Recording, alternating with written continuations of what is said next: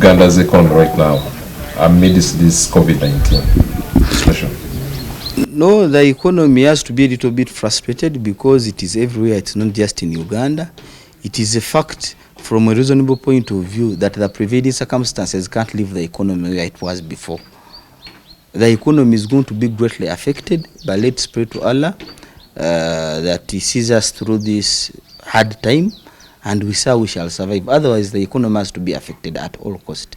What advice do you give to government to handle the current situation? Because it's an emergency. No, government has already come out with a loud voice. The president has addressed us on a few occasions, and he has really given directives on what we should do. And I can see government trying to give people food relief that are in their homes. I've personally also contributed 100 million shillings towards food relief. I think government for now is managing and is doing a very good job. You talked about a number of projects that you think government can adopt. Agro-processing, focusing on other projects. Apart from the pandemic that is at hand at this particular moment, from a genuine and realistic point of view, I'm of the view that we need to look at development of the nation at large. And as Ham, on a personal individual level, I happen to have invested approximately 2 billion shillings in a research on how this economy can survive and how it can grow. And I divided Uganda into 10 agro zones because I believe Uganda is naturally very gifted when it comes to good fertile soils, when it comes to the good climate, and when it comes to the young, energetic, productive currently population. So I believe if these three factors are brought together and we make Ugandans productive actually by looking for demand for agro produce, we can see this economy take off. I'm of the view in the research I did that Uganda has 10 agro zones.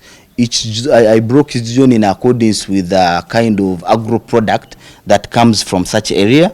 Like you can see the west, they have milk and livestock produce. Then in the center, we have the likes of maize. So if we did these agro integrated processing plants, we would create demand for farmers' produce. And first and foremost, we would create what we call import substitution. Currently, we are importing things for approximately $7.8 billion, which I find a little bit high. If we can produce some of these things here, would improve on our exports and decrease on our imports. That way, increasing the amount of income and money in the economy. But also, on the other hand, we would also look at the regional markets, the likes of these, you see like all these countries like Burundi, Rwanda, Kenya, Tanzania, they are also in need of these products. So if we put these additional value factories here in Uganda, we can really exploit the regional market, the domestic market, as well as the international market. That is going up to the Middle East, going up to Europe, and I believe if we looked at such a direction, we would see this economy take off. In a period of approximately maximum 10 to 15 years, Uganda would be one of the most developed countries standing. We need to look at how we can exploit and explore from a reasonable point of view what we have at hand, rather than looking at donations and taking loans all the time. I think the government can take off. Like, for instance, I've told you currently we are approximately 42 million, but out of which you find that we have 1 million Ugandans that are registered taxpayers, direct registered taxpayers with TIN numbers, leave alone the indirectly payers of taxes. So if we have only 1 million people paying taxes, how can they depend on 41 million?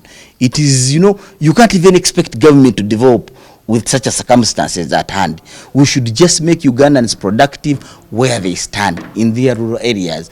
A Ugandan must be able to grow, to be born in Arua, study in Arua, survive in Arua and die in Arua. That means when there are prevailing circumstances for them to earn and also develop themselves at an individual level, but at the end of the day, develop the societies and the country at large. You talked about something the president has been emphasizing, the one that concerns import substitution.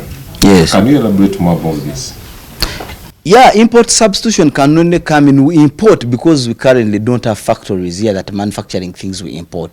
So by going into a robust agro-processing, integrated processing units actually, not unit, you find that we shall have created a substitute for majority of these things that we've been importing from outside, and that way even increasing on the income, because we'd be selling out still, would increase on our imports and decrease on our, we would increase on our exports and decrease on our imports. That way having substitution and increasing on the income.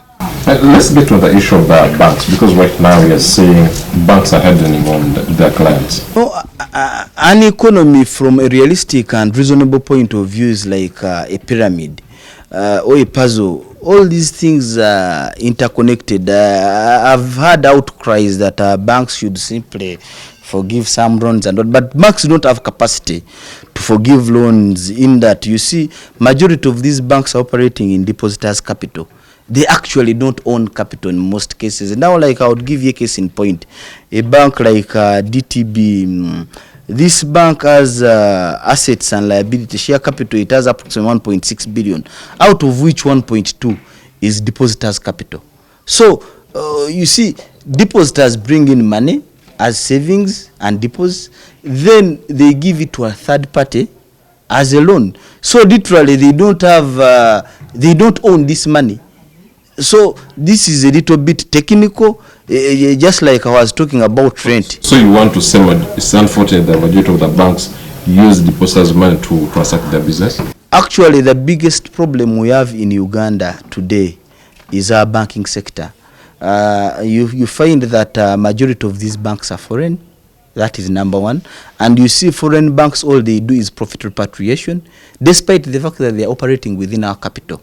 But they repatriate all the profits they make. So at the end of the day, banks come in with very minimal, small capital of approximately 30 to 60 billion. For as long as they can secure the requirement by Bank of Uganda, the 25 billion, and some little money, and they come establish a structure, then they start advertising and lower in Ugandans to deposit in money.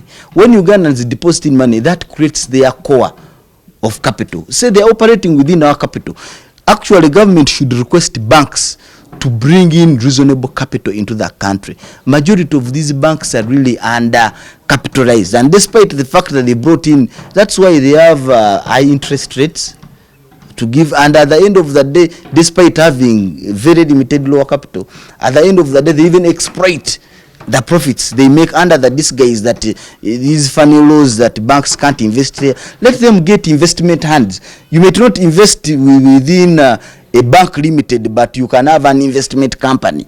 Let them keep this money here. That is why you can't move forward. Now, like these ideas of agro-processing and value addition, had these banks brought in more capital, or were they reinvesting money they make off our money as depositors in our country, wouldn't be having capital problems.